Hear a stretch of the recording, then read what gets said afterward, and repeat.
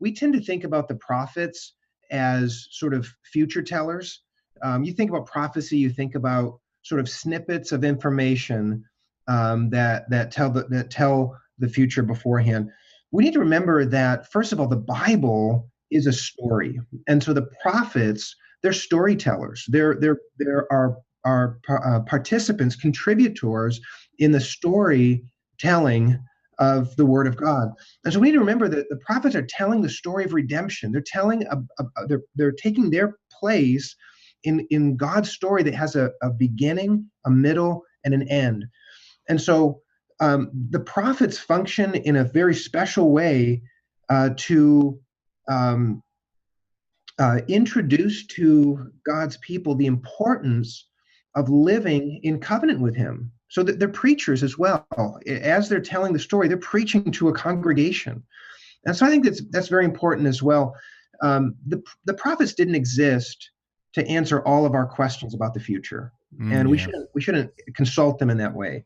They're preaching to a congregation that is under obligation to covenant faithfulness.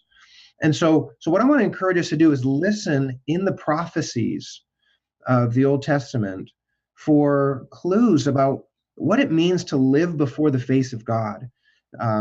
Even as He tells us, he does tell us some things about the future, but He does so that we would live well. So I think it's very important. Remember the story of redemption. Remember that the prophets were preachers. And then remember also that the prophets used images in their storytelling, in their prophesying, that had that was certainly truth for their day and for our day, but that didn't necessarily use forms that would be permanent. In other words, even you think about a New Testament prophecy like John's Apocalypse, and you've got all these images like like flying grasshoppers. Well, right. You could do a lot of things with that, right? Mm-hmm. But they're telling a story using forms that made sense to them, and so we need to recognize that that's an illustration that